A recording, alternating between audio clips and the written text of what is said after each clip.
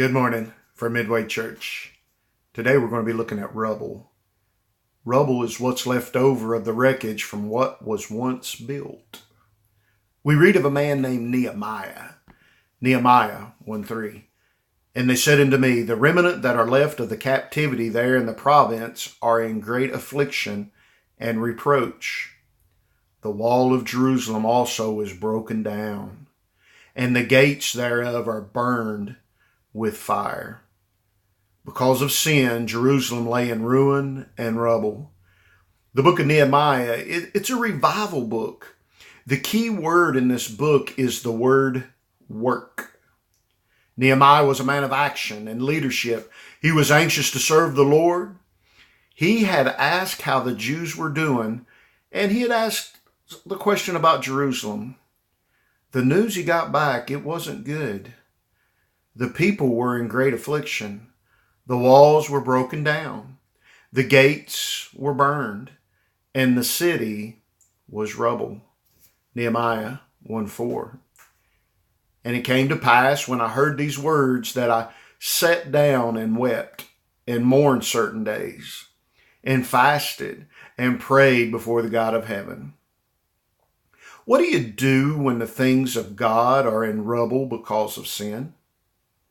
You start by praying. Nehemiah cried, he wept, he mourned, he fasted and prayed to God. Nehemiah 1:7.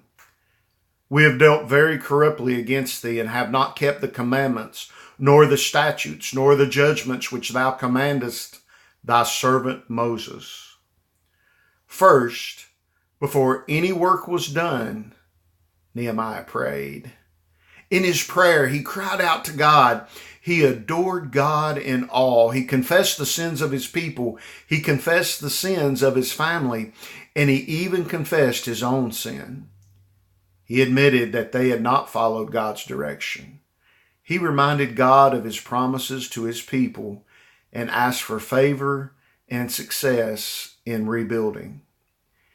Anyone used of God must always be ready to face sin and let God deal with it.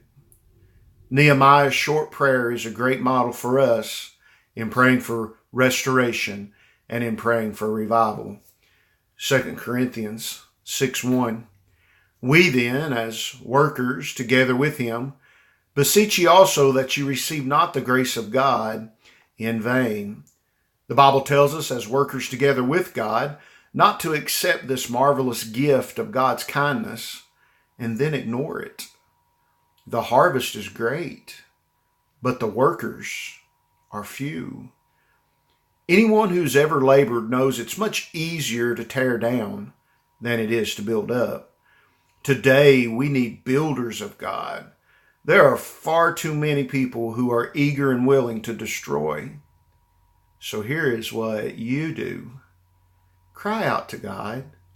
Become a builder for the Lord, not a destroyer.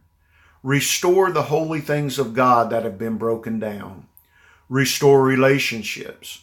Restore his people. Restore his church. But do know this, it's going to take work, but the rewards far outweigh the labor. Here's a truth to take with you. It's in 1 Corinthians 3:9. For we are laborers together with God. Ye are God's husbandry. Ye are God's building. May the grace of our Lord be with you.